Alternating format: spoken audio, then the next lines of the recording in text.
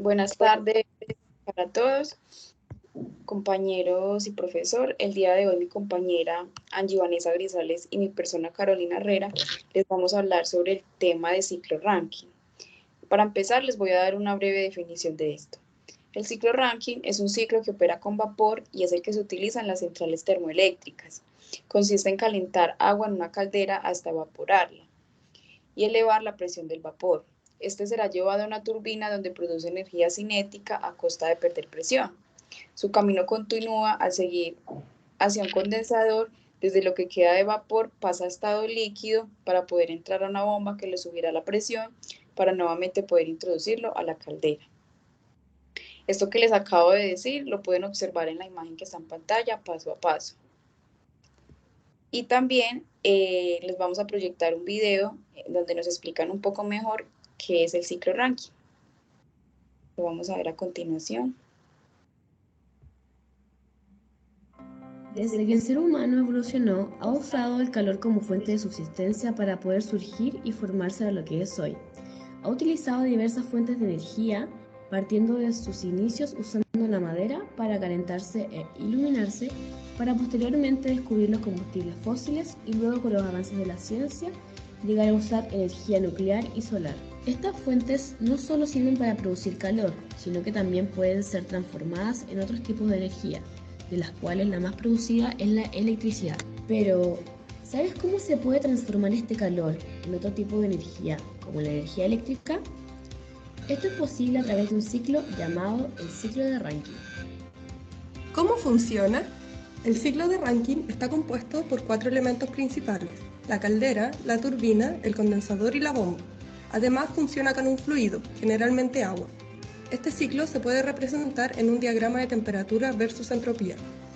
El fluido entra a la caldera, que es básicamente un intercambiador de calor que proviene de las fuentes mencionadas anteriormente, las cuales calientan el fluido a una tasa de transferencia de energía constante, por lo que el fluido que se encuentra dentro pasa de líquido a vapor sobrecalentado y sale a presión constante hacia la turbina. A continuación, el vapor entra a la turbina y se expande sin pérdidas de calor, disminuyendo su presión y temperatura, lo cual hace girar un eje que produce trabajo. El fluido sale de la turbina como mezcla de vapor y líquido. Esta mezcla entra al condensador, el cual transfiere calor del fluido a una fuente fría externa como un lago, un río o la atmósfera, transformando el fluido de mezcla a líquido saturado. Todo esto ocurre a una presión constante. Luego, este fluido, en estado líquido, se dirige hacia una bomba que lo lleva a la presión de operación de la caldera a través de la adición de trabajo. El fluido aumenta un poco su temperatura y sale como líquido subenfriado. Y así es que el líquido vuelve a la caldera para comenzar nuevamente un ciclo. El trabajo que se produce en la turbina se puede transformar a otras energías, como la eléctrica gracias a un generador, alimentando pueblos y ciudades. Es por esto que se han desarrollado mejoras al ciclo para aumentar su eficiencia. Estas mejoras se ven reflejadas en un ciclo más complejo como el que se muestra a continuación, el cual corresponde a una planta nuclear. Aquí el fluido se recalienta a través de la adición de turbinas y por otro lado se realiza regeneración adicionando bombas al ciclo. Al implementar estas mejoras en el ciclo, se logra un ahorro de los requerimientos energéticos. Es por esto que las empresas más modernas invierten en este sistema.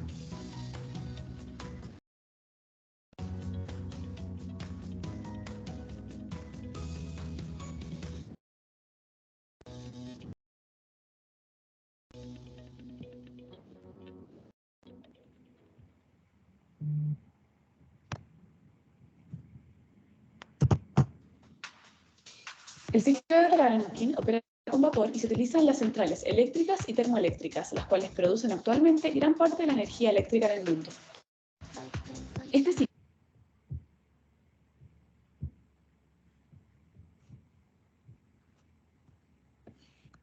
Para dar continuidad al tema, vamos a hablar de la segunda ley de la termodinámica.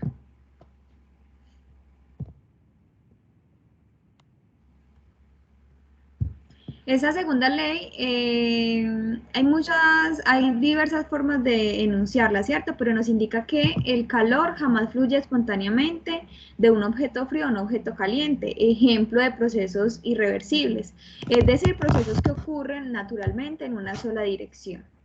El proceso del ciclo Rankine es una modificación del ciclo Carnot. Esto con el fin de que se mejoren los sistemas térmicos, corrigiendo los problemas que el ciclo Carnot produce. Las modificaciones son comprensión isentrópica en una bomba, adición de calor a presión constante en una caldera, expansión isentrópica en una turbina y rechazo de calor a presión constante en un condensador. Listo. Las consideraciones e hipótesis es que cada componente del ciclo se analiza como un volumen de control en estado estacionario. También es que todos los procesos que se realizan del fluido de trabajo son internamente reversibles. Y por último tenemos que la turbina y la bomba funcionan adiabáticamente.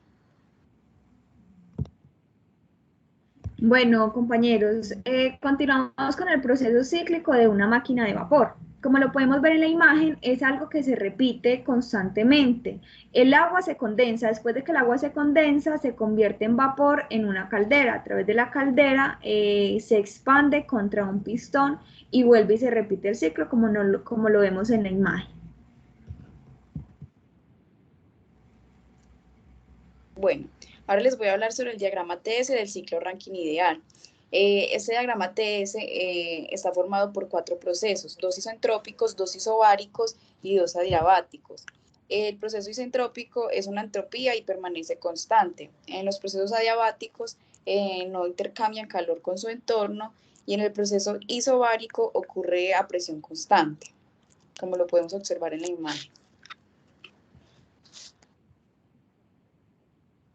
Continuamos con el diagrama TV del ciclo Rankine ideal. Este diagrama o este ciclo tiene 4 estados, como lo vemos en la gráfica. El primero es el líquido saturado, que a través de este se convierte en líquido comprimido, el cual del líquido comprimido al vapor sobrecalentado atraviesa un punto crítico, el cual hace que llegue a vapor saturado, que sería el cuarto, o que la mezcla de alta calidad.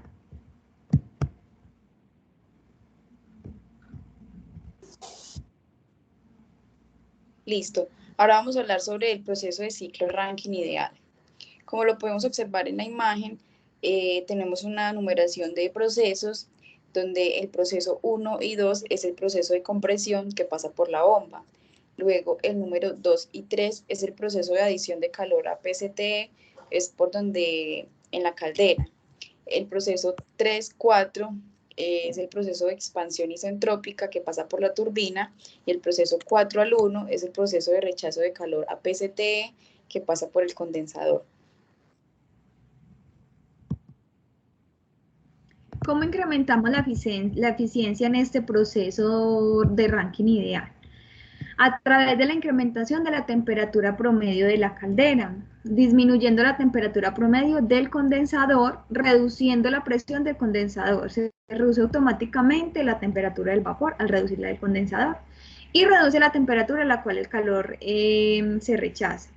También a través del incremento de la presión de la caldera, elevando la temperatura de ebullición, esto hace que se incremente la temperatura promedio a la que se añade el calor al vapor. Y también con el sobrecalentamiento del vapor a altas temperaturas. Es posible elevar la temperatura promedio a la que se añade el calor del vapor, sin aumentar la presión de la caldera, logrando un incremento en el trabajo de la turbina. También aumentando la presión de operación en la caldera. Eso puede originar un grado de humedad, pero se puede solucionar haciendo un uso del recalentamiento. Bueno, ahora les voy a hablar, como lo acaba de decir mi compañera, sobre el Rankine, sobre el recalentamiento, el ciclo Rankine con recalentamiento. El aumento de la presión de la caldera origina la disminución de la calidad del vapor del agua que sale de la turbina. También en este ciclo con recalentamiento, la temperatura promedio durante el proceso de recalentamiento puede incrementarse si se aumenta el número de etapas de expansión. Ya mi compañera les va a hablar sobre las etapas de ciclo Rankine con recalentamiento. Este ciclo tiene dos etapas. La primera etapa, que es la de la turbina de alta presión, y la segunda, que es la de la turbina de baja presión. La de alta presión está el vapor que se expande isentrópicamente hasta una presión intermedia y regresa a la caldera donde se recalienta a presión constante. Y en la de baja presión el vapor se expande isentrópicamente hasta la presión del condensador para luego dar inicio nuevamente al ciclo. La temperatura tras el recalentamiento es generalmente igual o algo inferior a la temperatura de entrada de la primera etapa. Bueno, ahora vamos a hablar sobre el ciclo Rankine regenerativo. Este consiste en extraer parte del vapor expandido en la turbina y utilizarlo para suministrar calor al fluido de trabajo, así aumentando su temperatura antes de pasar por la fuente principal de calor, que es la caldera, a una presión. ¿Qué características de operación ideal del ciclo Rankine tiene este proceso? Primero, que las presiones de las corrientes que salen de él y entran al calentador son idénticas. Segundo, el agua de alimentación abandona el calentador como un líquido saturado a la presión de extracción. Y de esto tenemos una ventaja, y es que al realizar este ciclo se lleva un menor costo de extracción.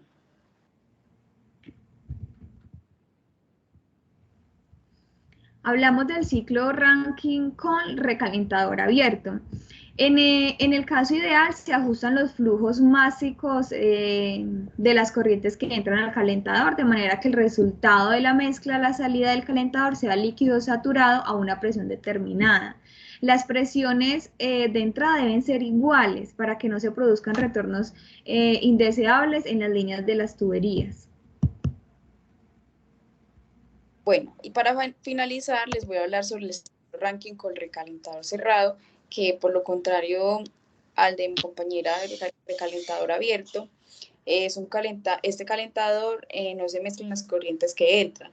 El agua de alimentación circula por el interior de los tubos que pasan por el calentador, y el vapor extraído de la turbina para precalentar el agua se condensa sobre los tubos. A continuación en la figura se presentan dos arreglos de calentadores cerrados de agua de alimentación. En el número A tenemos un bombeo directo del vapor condensado a la línea del agua de alimentación de la caldera. Y en el número B tenemos que se atrapa el vapor condensado y se lleva a una zona de menor presión de la línea de agua de alimentación. Y ya con esto finalizamos nuestra exposición. Muchísimas gracias, espero que haya sido entendido. Muchas gracias.